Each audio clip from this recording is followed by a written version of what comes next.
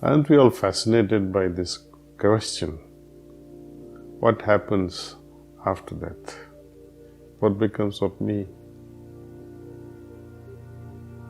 Don't we ponder also what was I before I was born? So somewhere I must have died in the past. So when I die now, I'll become someone, something. And this circle goes on and on and on, unless, of course, this new mechanism which yogis have invented, from their experiences they have claimed that there is a state that is of a liberation or a moksha. And what happens to an individual soul that is liberated? Does it mean he will not be incarnated again? Not really.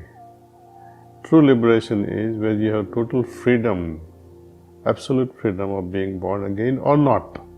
You may choose to be born or you may choose not to be born again. See? Time is a big thing. In Gita, Lord Krishna says, Kalosmi, meaning I am time. Time creates and time alone kills. This is the inevitable law of time. What happens at the moment of death? It's worth exploring. When death is about to come, first of all, the element of earth is withdrawn from the basic plexus. We call this plexus as Muladhara Chakra. And once this earth element is withdrawn from Muladhara Chakra, it moves up to Swadhisthana Chakra, hypogastric plexus. This is the place of water element. The earth element is then converted into water. Hands and feet, they become cold.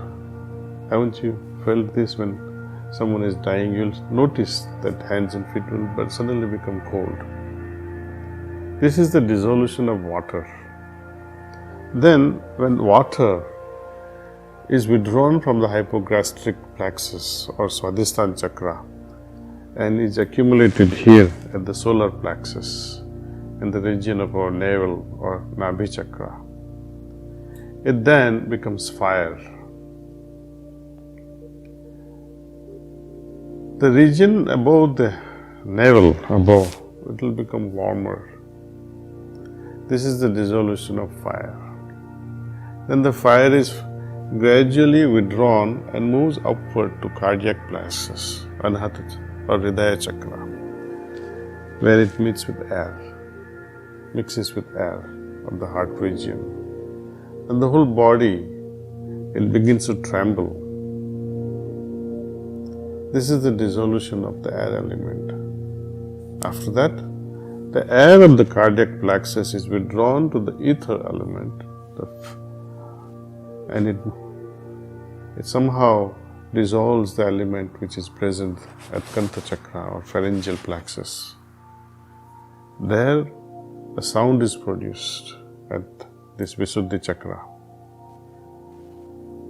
With this sound, once the sound is produced, what happens? The soul takes an exit either through the eyes or through the ears or through mouth, and the eyes are turned backward.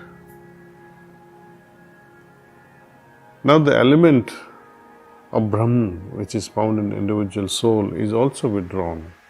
This is at this point, precisely the eyes, they turn back and now they merge in the Virat element. If the soul is liberated, then mixing with the Virat element becomes possible after exiting from Brahmarandhra, which is from the back, where generally, you must have seen elderly people of bygone days used to keep a choti or a ponytail on the back. Exactly there, this Brahmarandhra is. Liberated souls, they exit from this particular point. Unfortunately,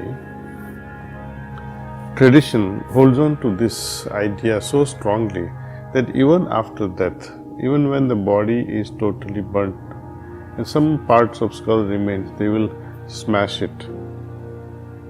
And they smash it in such a way that the soul gets to leave from this 12th or the Brahmarandra chakra.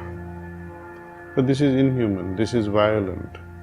A liberated soul doesn't need such a blow from heavy instruments.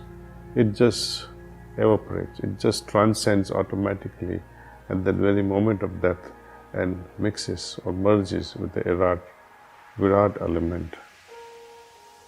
So this is in brief what really happens at the moment of death, and depending upon the vibratory level of our Atman. If it is Sattvic, there too there is a whole spectrum of Sattvikta. If it is Tamasic, there is a spectrum of Tamsikta. And if it is Rajasic, there is also a spectrum. To what extent is it Tamasic or Rajasic or Sattvic? And combination of it all. There is infinite possibilities, and accordingly there are infinite dimensions. So based on the vibratory level of the soul, it will reach out to that dimension which is compatible to that vibration. Nowhere else will it go. The whole process is reversed when we incarnate. In next topic we'll talk about reincarnation, how we are conceived and how soul comes into picture. Thank you for listening on death.